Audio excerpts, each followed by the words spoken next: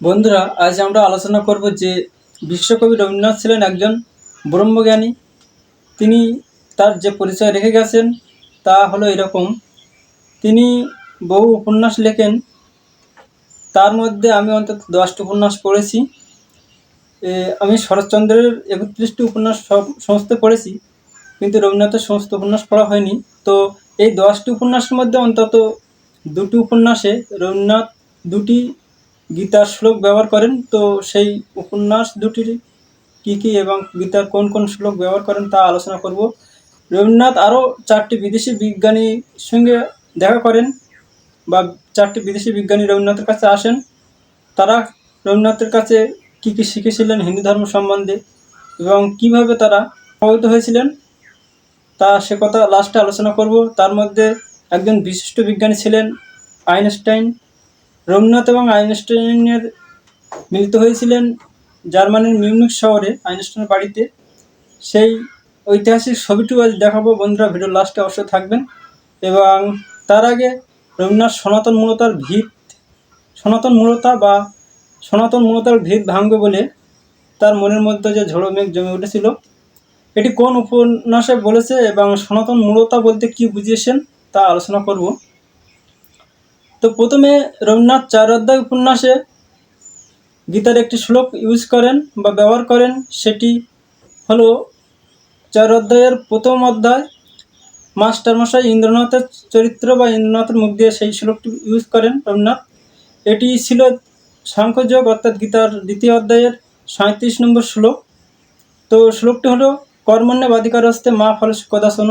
এই একই উপন্যাসে রবীন্দ্রনাথ তার চরিত্র বা হিরোর চরিত্র অন্তুর চরিত্রের মুখ দিয়ে 4 অধ্যায়ের 3 নম্বর অধ্যায় এই সনাতন মূলতার ভিত ভাঙব বলে সনাতন মূলতা কথাটি ব্যবহার করেন। তো এই সনাতন মূলতা বলতে রবীন্দ্রনাথ এখানে কী বুঝিয়েছেন সেটি বিস্তারিত আলোচনা করব। সনাতন মূলতা হলো সনাতন ধর্মের মূল দিক সেই সময় সমাজে ব্যবহার করত, বা আজও তার অনেক ব্যবহার আছে। যেমন সনাতন ধর্ম একেশ্বরবাদ, ভগবান বিষ্ণুই হলেন সেই একেশ্বর। তিনি অবতার নেন কৃষ্ণ, রাম ইত্যাদি রূপে, এবং তিনি হচ্ছেন দেবদেবী। 33 প্রকারের দেবদেবী বা 33 কোটি বলি আমরা, এটি আসলে 33 প্রকারের দেবদেবী। সেই সমস্ত দেবদেবী প্রকৃতিকে প্রেজেন্ট করে, তাই সেই সমস্ত দেবদেবীকে পুজো করা উচিত নয়। ভগবান গীতায় বলেছেন সে কথা, যেমন 7ম অধ্যায় 20 নম্বর শ্লোকে বলেছেন। এবং এই সমস্ত দেবদেব যারা পুজো করে তারা সাত্ত্বিক লোক, প্রকৃতির 3 গুণের মধ্যে সাত্ত্বিক গুণ। তারা স্বর্গসুখ ভোগ করে কিছুদিন, তারপর আবার পৃথিবীতে ফিরে আসে। তাই তারা এক ধরনের ভোগী, অর্থাৎ নির্গুণ স্তরে কাজ করে না বা মোক্ষ মেলে না, ভগবানকে প্রাপ্ত হয় না। কিন্তু আমরা সেই সনাতন ধর্মে সেটা আমরা জানি না। ওই জন্য রবীন্দ্রনাথ এখানে সনাতন ধর্মতার মূলতা এই কথাটি বলেছেন। এছাড়া সেই সময়ে সমাজে বিভিন্ন ধার্মিক কুসংস্কার ছিল, যেমন বাল্যবিবাহ, সতীদাহ প্রথা, গঙ্গাসাগর সন্তান বিসর্জন। তো এইগুলোকেও রবীন্দ্রনাথ একই সঙ্গে সনাতন মূলতা বলেছেন।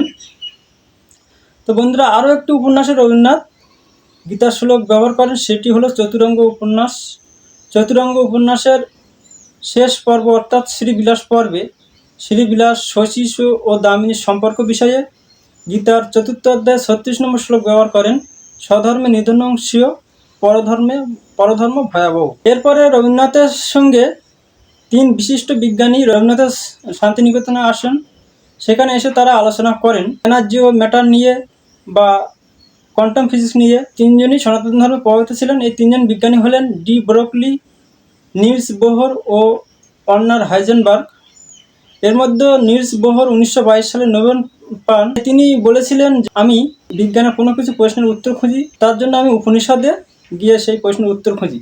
এছাড়া ওয়ার্নার হাইজেনবার্গও 1932 সালে নোবেল পান কোয়ান্টাম মেকানিক্সের জন্য। তিনিও বলেছিলেন যে আমার এই বিজ্ঞানের জন্য আমি ইন্ডিয়ান ফিলোসফার রবীন্দ্রনাথের সঙ্গে কথোপকথন করে বা কনভারসেশন করেই তবে আমি এই প্রশ্নের উত্তর খুঁজে পেয়েছিলাম। রবীন্দ্রনাথ গিয়েছিলেন জার্মানির মিউনিখ শহরে আইনস্টাইনের বাড়িতে। সেখানে আইনস্টাইনের সঙ্গে মিলিত হন এবং একটি বিখ্যাত ছবি সেখানে আজও আছে আইনস্টাইন এবং রবীন্দ্রনাথের। 1930 সালের ছবিটি তোলা হয় আইনস্টাইন বাড়িতে যখন রবীন্দ্রনাথ যান। এবং এই রবীন্দ্রনাথের সঙ্গে আইনস্টাইনের কথোপকথনের পর আইনস্টাইন ছিলেন একজন সংশয়বাদী, তিনি ঈশ্বরে বিশ্বাস করতেন না। কিন্তু রবীন্দ্রনাথের সঙ্গে তার আলাপ আলোচনার পর আইনস্টাইন পুরোপুরি হিন্দু ধর্মে বিশ্বাস করেন বা গডে বিশ্বাস করেন। তাই আইনস্টাইন যখন গীতা পড়েন, গীতা সম্বন্ধে তার অভিমত ছিল যে গীতা পড়ার পরে পৃথিবী কীভাবে ভগবান সৃষ্টি করেছেন, শ্রীকৃষ্ণ বা বিষ্ণু, সেটা আমরা গীতা পড়ার পরে জানতে পারি। ভালো লাগলে লাইক কমেন্ট করবেন।